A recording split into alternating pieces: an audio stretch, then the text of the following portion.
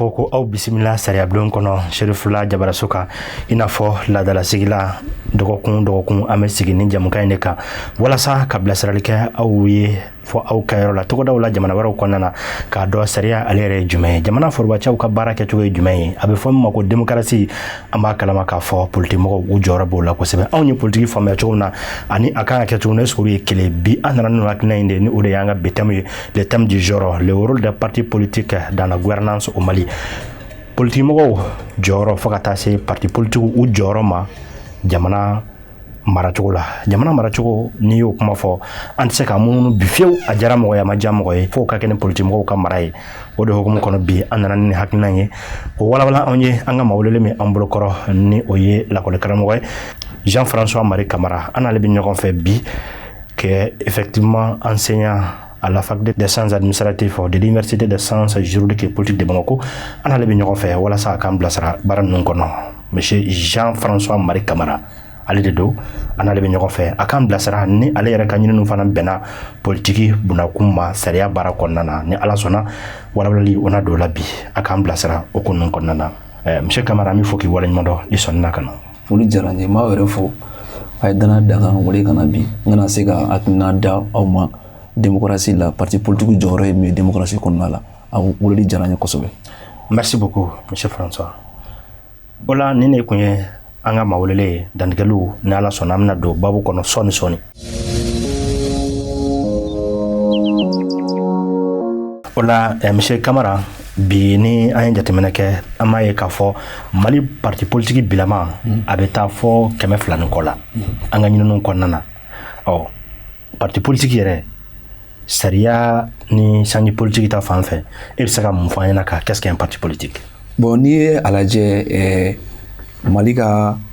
la charte gafiba min bɛ parti politique organisé m'a fɔ ko la charte des partis politiques o ka article 2 bɛ parti politique défini parti politique ye min ye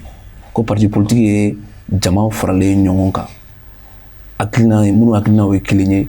u bɛ fɛ ka min kɛ u bɛ fɛ ka taa fanga ɲini la conquête du pouvoir walasa k'u hakilina boli mais o hakilina boli bɛ se ka kɛ min kan a kan ka kɛ ka jamanadenw ni nimisi wasa n'o b'a fɔ ma ko l'intérêt général. Mais démocratie fana i bɛ parti politique ka wololi nɔgɔya kosɛbɛ parce que comme a y'a fɔ Max Weber allemand ka professeur ba dɔ bɛ ko Max Weber ko parti politique ye les enfants de la démocratie de donc ni démocratie de nana démocratie bɛ parti politique ka bangeni nɔgɔya parti politique de fana bɛ démocratie ka entretenir walasa ka jamanadenw bɛɛ ka hakɛ d'u ma o de ye parti politique jɔyɔrɔba yɛrɛ société kɔnɔna la. A diyara n ye monsieur Camara. Walasa ni an ye jateminɛ kɛ a bɛ fɔ min ma ko le rôle des partis politiques les principaux rôles an tɛ se ka bɛɛ fɔ waati n'a a dɔgɔya kama mais e bɛ se k'an bilasira ni mun ye o kɔnɔna na parti politique jɔyɔrɔ kan kɛ mun ni mun ye faso jɔ la. Parti politique jɔyɔrɔ ka ca komi i yɛrɛ fɔ cogo min an bɛ mara cogo min kɔnɔ u b'a fɔ ma ko tubabukan na ko le système politique an ka o mara cogo tɔgɔ ko démocratie représentative o démocratie la parti politique de bɛ se ka jamanadenw ka hakɛ kɔlɔsi ani k'a d'u ma parce que démocratie yɛrɛ sigilen don jɔsen minnu kan a jɔsen ba fɔlɔfɔlɔ ye min ye Mali parti politique tɛ ka o kɛ ka ɲɛ o jɔsen ba yɛrɛ fɔ ma de ko le respect des droits de l'homme jamanadenw bɛ se ka école ɲɛnama sɔrɔ u bɛ se ka dɔgɔtɔrɔso ɲɛnama sɔrɔ ani fana tuguni parti politique ka laban a bɛ taa laban min na n'o ye laban ye o ye élection ye parti politique b'u présenter élection na ka fanga ɲini walasa ka se ka jamanadenw ka hakɛ dafa mais an y'a jateminɛ ko Mali kɔnɔna la rôle mun ye parti politique ka rôle yɛrɛ ye o rôle jɛngɛnen don u ye démocratie an ka démocratie représentative u y'a bɛɛ yɛlɛma ka kɛ démocratie électorale o kɔrɔ di o kɔrɔ ko kalata dɔrɔn de bɛ olu intéressé kosɛbɛ hali président min binna sisan o ka binni daminɛla min na ko élection dɔ kɛra ko élection législative k'a ma organiser ka ɲɛ u bɔra alors que jɛn'o cɛ école datugunna ka taa ni kalo 6 ye kalo 8 ye parti politique de tun kan ka fara ɲɔgɔn kan k'o kɛlɛ kɛ syndicat nɔfɛ donc démocratie laban de ye élection ko ye parce que élection ye temporaire de 112 de don jamanadenw dun bɛ balo nin don o don jamanadenw bɛ balo nin don o don olu de kan ka kɛ kɛlɛ yɛrɛ basé politique mɔgɔw fɛ walasa ka se ka an bɛ se ka bɔ nin gɛlɛya kɔnɔ. A diyara n ye monsieur Camara o kɔfɛ ni an ye jateminɛ kɛ sisan n'an ko bi ko démocratie an ye a ye maa wɛrɛw la i n'a fɔ Europe bi an ka démocratie an bɛ se k'a fɔ an ka taabolo ka surun Faransi de la kosɛbɛ o la bi ni an ye politique yɛrɛ kɔrɔ jateminɛ i bɔra ka fɛn minnu fɔ a kɔnɔ ani a sigikun est ce que en réalité an ka bi parti politique ani an ka politique mɔgɔw est ce que u jɔ mɛ o jɔyɔrɔ la i n'a fɔ n'an ye comparaison don u ni Europe politique mɔgɔw ni ɲɔgɔn cɛ. Ni an ka comparaison don ani Europe mɔgɔw ta ɲɔgɔn cɛ a comparaison ka jan kojugu i n'a fɔ jɛgɛjɛra ni baji parce que an ka parti politique bɛ n'i y'a jateminɛ a bɛ i n'a fɔ groupement d'intérêt économique de parce que fɛn yɛrɛ bɛ doctrine dɔ bɛ yen u b'a fɔ ko américain politique ba dɔ bɛ yen ko Joseph Lamponabana ale b'a fɔ critère dɔ dégager ko ni parti politique mo critère dafa ko parti politique tɛ ko entreprise de don ko parti politique man ka kɛ jama man ka munumunu ku mɔgɔ kelen kunkɔrɔ ni parti ba fɛn bɛɛ la i b'a sɔrɔ ko mɔgɔ kelen de kunkolo bɛ sanfɛ toujours ko tɛ parti ko ye entreprise n'i taara Faransi sisan ni parti socialiste la sisan i bɛ se ka mɔgɔ leader 20 tɔgɔ fɔ minnu bɛɛ bɛ se k'a tɛti ta n'i taara Amérique i bɛ se ka Donald Trump bɛ parti républicain na plus de 50 ans mais ni dernières années dɔrɔn la an bɔra kalama ko a bɛ républicain dɔ bɛ ko tɔgɔ Trump donc parti tɛ mɔgɔ ta ye parti ye association de mɔgɔw bɛ fara ɲɔgɔn minnu kungo n'a ye kelen donc o gɛlɛya bɛ Mali kɔnɔ sisan nɔ fo mɔgɔ parti jɔyɔrɔba fana ye min ye tuguni ka militants former ka yira hali bi bi in na récemment an ka parti ba dɔ ye geste dɔ kɛ a geste ɲɛna kosɛbɛ a bɔra a ka parti tête la a ye tête passé mɔgɔ wɛrɛ ma o fana bɛ se ka militants encourager ka na a ka parti la parce que militants dɔw b'a fɔ ko ni ne nana ni parti la toujours karisa de bɛ tête la toujours o fana bɛ se ka mɔgɔ la décourager mais n'o y'a sɔrɔ ko yɛlɛma yɛlɛma bɛ don a la o yɛlɛma yɛlɛma ni critères in fana dégager don doctrine fɛ u b'a fɔ ko parti kɔnɔna la ko têtes kan ka yɛlɛma yɛlɛma ka munumunu parti denw ni ɲɔgɔn cɛ minnu bɛ duguma olu kan ka se ka espérer k'a fɔ ko sini ne bɛ se ka kɛ parti ni président ye mais tant que an ka parti ma bɔ organisation comme des groupements d'intérêt économique la a ka gɛlɛn kosɛbɛ kosɛbɛ jamanadenw ka se ka da u ka danaya da u kan. A diyara n ye kosɛbɛ Monsieur Kamara an ye faamuyali sɔrɔ o kɔnɔna na mais bi ni an ye a lajɛ parti 200 ni kɔ an bɛ mun kalama bi don in na o parti 200 ni kɔ la san o san an b'a kalama k'a fɔ ko jamana bɛ musaka dɔ ta k'a di parti politique ma u ka se k'u yɛrɛ dɛmɛ ni a ye o la bi est ce que en réalité o wari ninnu an tɛ se k'a fɔ ji la filili de don ka wari ninnu ta k'a fili ji la parce que i filɛ ka mun fɔ an t'a dɔn an ka partiw la nɔ ko politique bɛ kɛ nin cogo in na est ce que en réalité bi nafolo min bɛ ka di parti politique ma pour me résumer nafa b'a la. N'i ye nafolo dikun lajɛ dikunba de b'a la parce que nafolo dikun ye k'a fɔ k'u ka formation u ka militants former de militants ka former démocratie bɛ se ka sankɔrɔta cogo min militants ka la former jamana kow la militants ka former état de droit ko la ni hali n'i ye kɛlɛ min binnen filɛ an kan nin Mopti ani Nord la sisan parti politique b'u jɔ jɔyɔrɔ la de sinon ni fɛn ninnu signw yirala depuis des années k'a fɔ ko risque dɔ bɛ affrontement bɛ se ka wuli communauté u ni ɲɔgɔn cɛ kɛlɛ bɛ se ka wuli mais ni parti kun nana centre la sisan ka mɔgɔw la sensibiliser k'a fɔ ko ninnu ye filaw ye ninnu ye dɔgɔw ye aw ka activités tɛ kelen o ye tiɲɛ ye mais aw bɛɛ ye malidenw ye n'u ka taa tuguni Nord la tuguni k'a fɔ ko ninnu ye tamasɛkiw ye ninnu ye aw ka fɛnw tɛ kelen culture tɛ kelen mais a bɛɛ ye maliden ye mais o fɛnw ma kɛ o formation ma kɛ o parti ka subvention kun ye o subvention yɛrɛ bɛ bɛn 0,25% des recettes fiscales o de bɛ tila parti politique ni ɲɔgɔn cɛ parti bɛɛ t'a sɔrɔ critère dɔ de bɛ yen nɔ n'i y'o critère dafa i b'a sɔrɔ o wari sɔrɔ donc n'i y'a jateminɛ i ka kuma laban fɔlɔ ye min ye k'a fɔ ko gasi don n'i y'a jateminɛ gasi don o sira fɛ parce que o tɛ k'a baara lawaleya wari bɛ ka di ten mais an tɛ formation ye an tɛ formation an yɛrɛ enquête dɔ kɛ a ma mɛn an taara sugu kɔnɔna na ka sugu kɔnɔ musow ɲininka ko est ce que parti politique dilan ka sa aw ma yan nɔ ka na aw former Mali ko la Mali sariya ko la Mali ko la Mali sariya min bɔ Mali kɔnɔna la ani fana ko régionalisme ko bɛ cogo min régionalisme bɛ tan dɔn ani fana ko révision constitutionnelle ye nin de ka taa ɲɛfɔ muso ko depuis ale ye sugu kɔnɔ nin y'a san 30 ye ale ma deli ka politique mɔgɔ foyi ye k'a fɔ k'a nana ale lawaleya ale kɔni bɛ politique mɔgɔ ye k'u bɛna sanni na mais k'u bɛna olu lawaleya ko olu m'o ye i b'a dɔn fana ye gɛlɛyaba ye jamana kɔnɔ.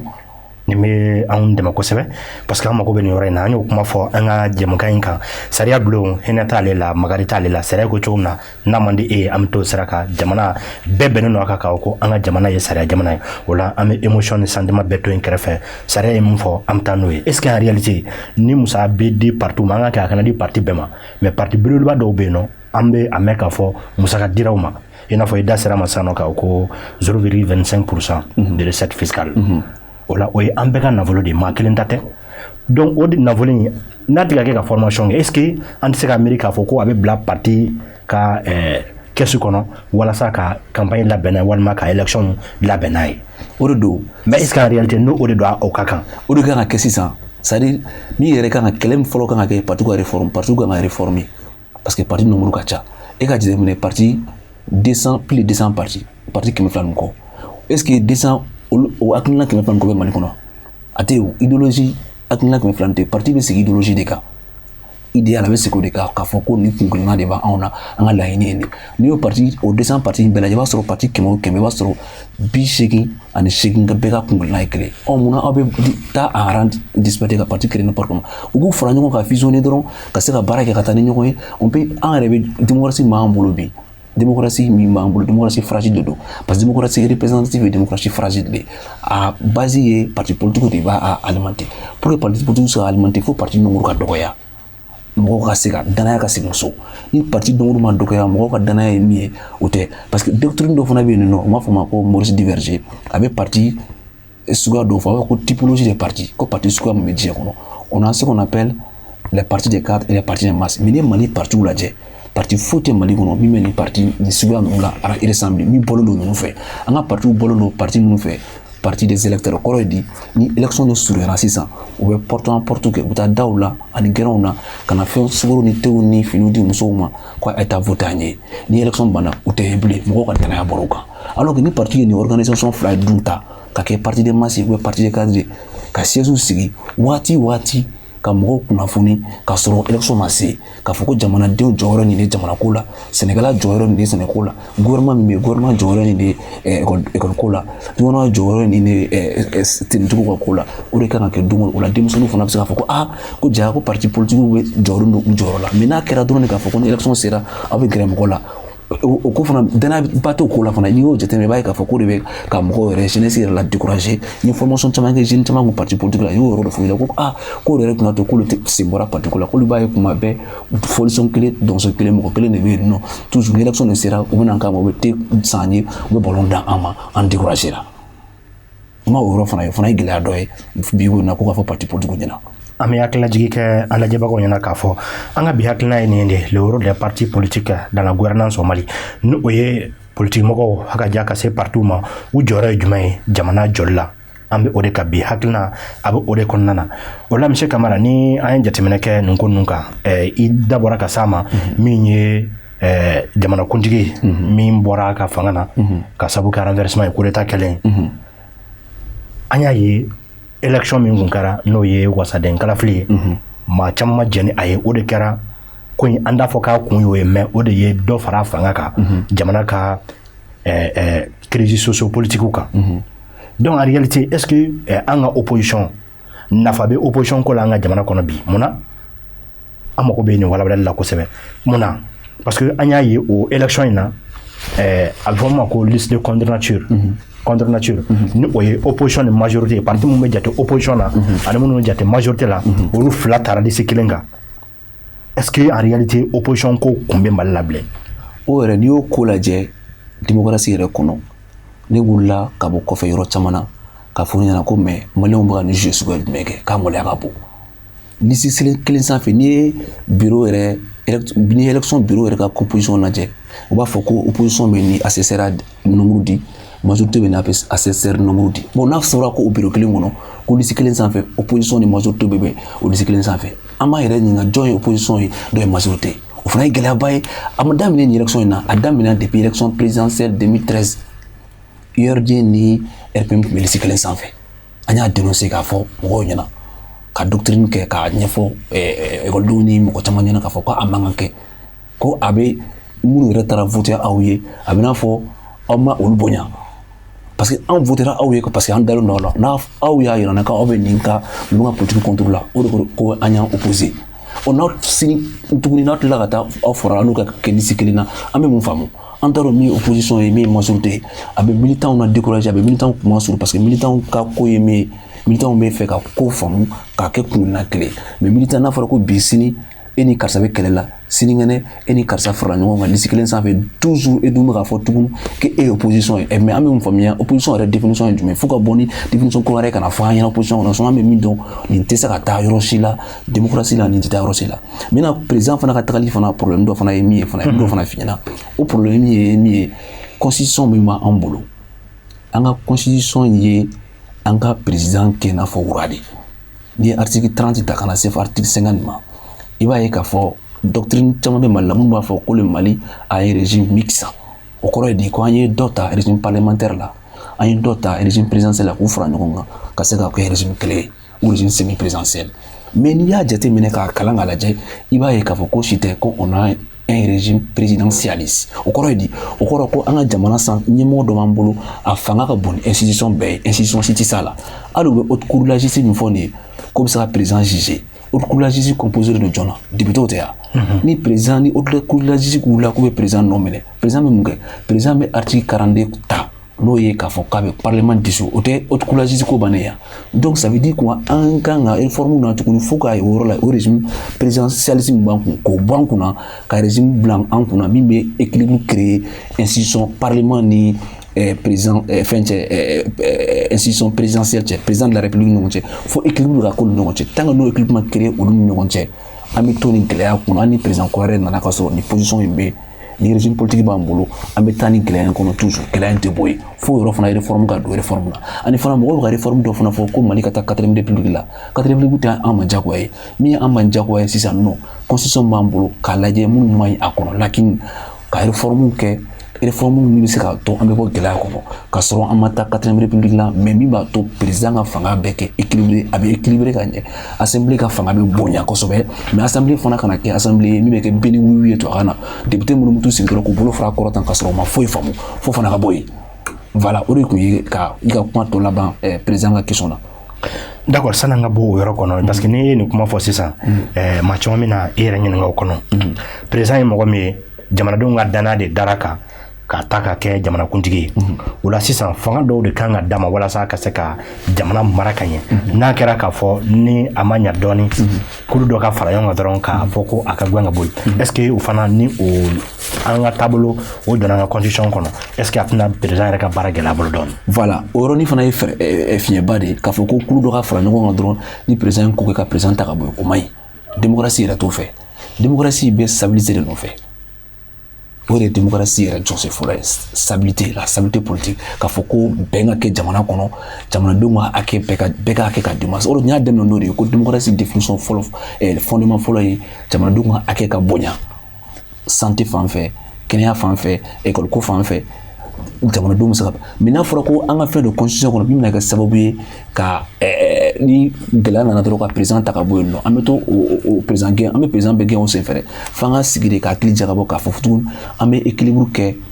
institution ni ɲɔgɔn cɛ institution politique ni ɲɔgɔn cɛ i n'a fɔ parlement ani président de la république ni ɲɔgɔn cɛ ka u ka équilibré u ka fangaw kana janya ɲɔgɔn na kosɛbɛ parlement fana ka kɛ parlement ye minnu député minnu b'u ta k'u dɔn assemblée kɔnɔ u kana taa kɛ député ye an b'an bolo kɔrɔtan ten ou bien sini an bɛ bɔ nin parti la an bɛ taa parti yɛrɛ la ka kɛ transhumance politique o ko ninnu fana ka fɛrɛnga danga kari o fana la ka kɛ député ye minnu nana qui sont vraiment u bɛ na nation représenter parce que an ka député tɛ k'a fɔ ko n bɛ Segu représenter ou bien n bɛ Kayi représenter député bɛ nation de représenter le mandat est national donc an b'o député de nɔfɛ ani fana réforme ka kɛ hakili sigi la kana kɛ réforme chaque fois que président bɛ gagné ni kɛlɛ wulila an bɛ taa yiri kɔnɔ o fana tɛ mais an bɛ se ka président ka ko contester n'a a man ɲi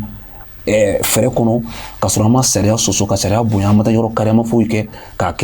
kɛ bonya kɔnɔna la k'a fɔ ko monsieur le président i filila yan yɔrɔ la dɛ o fana bɛ démocratie de tɔ la sankɔrɔta n'i taara Angleterre ninnu na a bɛ ten n'i taara Pays-Bas ninnu na a bɛ ten tɔ o cogo ninnu la donc an bɛ se k'o ɲɔgɔnna fana na an fɛ yen ce n'est pas grave. A diyara n ye kosɛbɛ mais o yɔrɔ la bi est ce que pour que ka se ka hakilina ninnu fɛn kɛ bi an b'an yɛrɛ ɲininka est ce que jamanakuntigi kalafili n'o ye élection présidentielle ye est ce que ale kɛli ka kɔn wasaden kalafili ɲɛ n'o ye député ka député kalafili gɛlɛya t'a la dɔɔni parce que ni président sigira il va tout faire pour avoir la majorité dans l'Assemblée nationale est ce que o kɔnɔna na e bɛ ka minnu fɔ nin tant que o bɛ est ce que ɲacogo bɛ a la. Très bien o i ko question fana bɛ question ɲɛnama dɔ la soulever o ye jumɛn ye élection organisée cogo an ka élection bɛ organisé cogo min na a dépassera démocratie la f'an ka organe unique dɔ de sigi fɛn dɔ de sigi min tɛ kan si la a tɛ majorité fɛ a tɛ opposition fɛ a tɛ parti politique la k'o mɔgɔw fara ɲɔgɔn kan ma f'o ma ko organe unique des élections min élection organisée élection organisation ka bɔ administration publique bolo n'o kɛra sisan i bɛ transparence y'a la k'a fɔ ko n bɛ élection organisée ko n bɛ ci i b'a dɔn o discours bɛ farafinna fan bɛɛ ko n bɛ se ka élection organisée cogo ko ka ci donc n'a b'i bolo de i bɛ se k'o kɛ mais n'a t'i bolo dun f'an ka organe unique dɔ de sigi sisan o de fana réforme kan ka kɛ sisan k'a bila a bɛ élection organisée organe unique la min bɛ kɛ majorité tɛ opposition ta tɛ mais min bɛ dilan ka ni société civile mɔgɔw bɛ kɛ se ka sigi min kɔnɔ k'a labɛn ka fichier électoral ɲɛnama na an fɛ yen bien audité min bɛ se ka to maliyɛnw bɛ da la sécurité na parti politique bɛ da la élection ka kɛ ka ɲɛ ni min binna a ka kɛ n'i bɛ da kelen bi i k'a bi Bugujɛ la a tɔn bɛ ka kɛ Bugujɛ ka kɛ o élection sugu ye an mago bɛ o de la bi bi na. D'accord monsieur Camara donc ni an y'o jateminɛ sisan est-ce que en réalité an ka seni man ka kɛ i n'a fɔ o. Seni bɛ se ka renforcer ka yɛlɛma k'a kɛ o ye. mais i bolo bi seni tɛ o ye impartial dans la gestion ou dans l'organisation des élections. Seni tɛ élection organisée Mali la o. Seni bɛ i n'a fɔ observateur sugu dɔ de. An ka élection bɛ organisé ministère de l'administration territoriale de don a fanba y'o de. Ni élection présidentielle lɔ a bɛ taa laban cour constitutionnelle la législative a bɛ taa laban cour constitutionnelle la seni bɛ n'a fɔ observateur bɛ élection observé dɔrɔn de a bɛ rapport kɛ k'a bila ka taa mais o fanga i filɛ k'o fanga min fɔ nin ye organiser ni fanga bɛ se ka di seni ma ka seni réorganiser kala bɛn ka fanga ɲɛnama d'a ma ka élection retiré ka bɔ administration publique yɛrɛ bolo k'a di o organe unique ma ka expert malien minnu bɛ yan nɔ minnu b'a dɔn ne yɛrɛ bɛ mɔgɔ caman dɔn minnu ye ka doctorat kɛ ni domaine na u bɛ se ka taa ka expérience di ka expérience bɔ sous région yɛrɛ la a bɛ organiser i n'a fɔ Sénégal ninnu i n'a fɔ Benin ninnu olu ka expérience ɲɔgɔnna b'u bolo ka na o ɲɔgɔnna na an fɛ yen parce que n'i y'a mɛn ko kɛlɛ bɛ caya élection na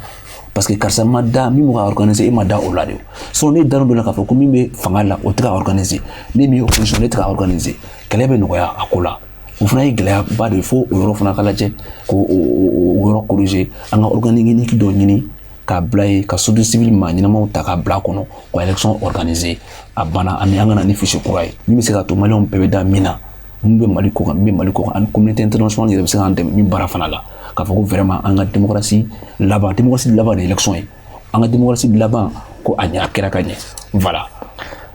Merci beaucoup, monsieur Camara. Vous êtes chercheur en sciences politiques. Bi, il y a une sciences politiques de Konaka. N'ayez jamais que, avec transition in Konana, c'est un régime d'exception. Au Konana, bi n'ango kalafili mungu na le kofe. Parce que nous Konana, n'ayez jamais que, amena yeka fo, jamana teka géré ni par l'opposition ni par la majorité. N'ayez typologie d'atemena. Donc au Konana. Bi n'an ko an ka kalafili ɲuman labɛn walima jamana in wuli k'a jɔ est-ce que ni élection législative n'o ye wasaden kalafili ye n'o kun kɛra ka kɔn jamanakuntigi kalafili ɲɛ est-ce que an kun tɛna se ka wasabulon ɲuman fana sɔrɔ min bɛna se ka baara kɛ et de mieux contrôler l'action gouvernementale. Voilà mais o fana ye hakilina dɔ ye min tɛ hakilina kolo ye mais o bɛɛ la sisan jɛnɛ an ka se o hakilina ma sisan f'an ka organe unique élection in de créer fɔlɔ n'o créer la sisan ka fichier audité ka ɲɛ fichier ka labɛn ni organe unique élection créé la sisan dɔn parti politique bɛɛ ka u ka adhésion de k'a fɔ k'an sɔnna société civile k'a fɔ k'an sɔnna autorité minnu bɛ sanfɛ olu fana ka sɔn communauté internationale ka na ka expert bila ka na k'a lajɛ k'a ka ɲi an bɛ se ka taa élection législative i y'a fɔ cogo min na a bɛ se ka kɛ ten mais ni organe unique ma créé ne bolo an bɛna élection fɛn fɛn organiser nin kɔfɛ san nataw kɔfɛ ka sɔrɔ an bɛ nin système kelen kɔnɔ a toujours a bɛ kɛ contestation sur contestation a mankan ci ban a bɛ mankan yɛrɛ lawuli toujours fo organe unique de ka na ka confiance instaurer maliyɛnw politiciens ni ɲɔgɔn cɛ société civile ni état yɛrɛ ni ɲɔgɔn cɛ o de ye gɛlɛyaba yɛrɛ bolo inquiétude ba yɛrɛ ne bolo bi f'an ka organe unique des élections fo de ka créer min bɛna élection organiser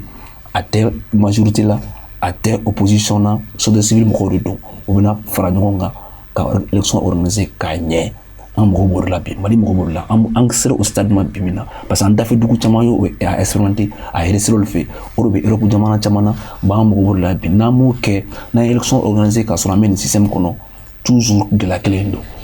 A diyara n ye monsieur Camara an ka waati kɔni nɔgɔyara an bolo kosɛbɛ mais an b'a fɛ ka min dɔn sani jɛmukan ka kuncɛ o de ye bi politique mɔgɔw ka dɛsɛli de don wa walima jamanadenw ka danaya de don wa an y'a ye bi k'a fɔ jamanadenw fana dalen don diinɛmɔgɔw la bi politique ko kɔnɔ ka tɛmɛ politique mɔgɔw yɛrɛ kan e ka analyse ye jumɛn o kan. Bon n'i y'o jateminɛ sisan i ye kuma fɔ ko politique mɔgɔw ka dɛsɛ politique mɔgɔw ka dɛsɛ don parce que jamanadenw ka confiance binna ka bɔ politique mɔgɔw kan kosɛbɛ depuis 92 fo bi parce que mun na n y'a fɔ ko an ka politique parti minnu b'an bolo an ka parti ye parti électeur de c'est les électeurs de ɲini élection ɲɛkɔnɔ élection tɛmɛna a banna an t'u ka nouvelle sɔrɔ bilen. D'accord maintenant o la sisan ni an ye jateminɛ k'o kan est-ce que bi diinɛ mɔgɔw donni politique la politique yɛrɛ la ka kɛ an ka ɲɛsin nin kanda in ma an ka kɛ i n'a fɔ politique mɔgɔ tɔw b'a kɛ cogo na est-ce que conséquence dɔ t'a la jamana yɛrɛ mara cogo ma conséquence ba de b'a la diinɛ mɔgɔw ka rôle tɛ ka taa u sen politique ko la o de fina ba fina doctrine dɔ bɛ u b'a fɔ ko diinɛ mɔgɔ i kɛra chrétien diinɛ mɔgɔ ye i kɛra silamɛ diinɛ mɔgɔ ye e ka position ye position impartiale de kɔrɔ di e tɛ maa si dɛmɛ e bɛ fɛn min dɛmɛ o ye la paix bɛn e bɛ bɛn de dɛmɛ ani e bɛ sabali de dɛmɛ ani ka maaw labɛn o de ye diinɛmɔgɔ ka position ye mais ni diinɛmɔgɔ bɔra k'a fɔ ko an ka ɲɔgɔn sɔrɔ ni place la ni place publique la walasa an ka taa karisa kɔrɔfɔ walasa an ka taa karisa gɛn o ye diinɛmɔgɔ bolo a ka position religieuse kɔnɔ o y'a donné terrain yɛrɛ ka fɔ ko terrain politique diinɛmɔgɔ ka position ye position impartiale de i tɛ fara Usumani kan Lamini contre la i tɛ fara Lamini kan Usumani contre la mais i bɛ Lamini Usumani fara ka bɔ ɲɔgɔn na ni bɛn sira ye o de diinɛmɔgɔ mais n'i y'o fana kɛlen an ka jamana kɔnɔ o fana ye problème ba ye dɛ o problème ba bɔra jɔn na o bɔra parti politique la parce que u ka rôle ye min ye u ka rôle bɛ jɛngɛ ni rôle bɛ jɛngɛ sisan nɔ danaya min bɛ e ni Sidiyaw ɲɔgɔn cɛ o danaya kari la i bɛ obligé ka taa Sidiyaw fana dalen don mɔgɔ min na parce que Sidiyaw dalen don ka diinɛmɔgɔ karamɔgɔw fana la u taara karamɔgɔw ɲini u taara mɔbɛruw ɲini k'olu bila u ɲɛma olu fana ka taa Sidiyaw la bɔ ka na k'a fɔ ko o karamɔgɔw y'u ka chef de olu y'u ka position ye mais o karamɔgɔw bɛ ne bolo karamɔgɔw bɛ fili la o yɔrɔ la ni karamɔgɔ ni e farala mɔgɔ kelen kan dɔrɔn i filila parce que jamanaden bɛɛ de ye État ye e kan ka jamanadenw bɛɛ de kun kala ɲɔgɔn na i man ka jamanadenw kun fara ka bɔ ɲɔgɔn na politique tɛ e ka yɔrɔ ye filanan fana ye jumɛn Mali kɔnɔ an t'a dɔn mɔgɔ min ye société civile ye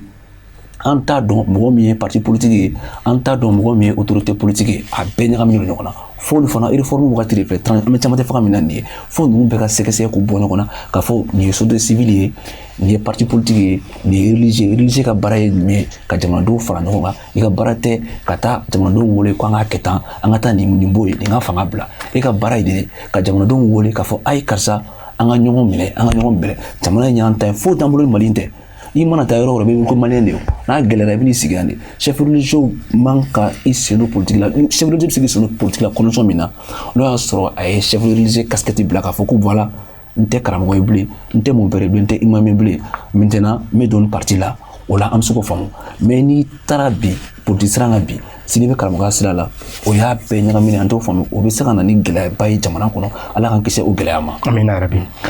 Wala bi jamukan kɔni waati an sabakɔrɔta an tɛgɛ ma kosɛbɛ ka bi sigi kuncɛ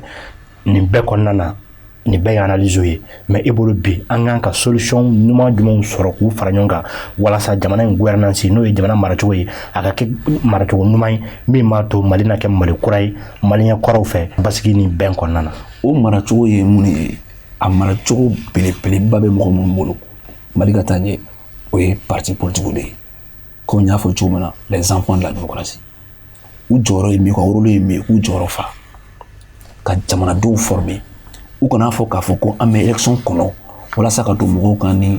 tenue sugu ni t-shirt ye mais mɔgɔ min autorité mana sigi u k'olu ka jamana maracogo la ni yɔrɔ min ma ɲɛ jamanadenw ka hakɛ min minɛna u k'a fɔ ko monsieur le président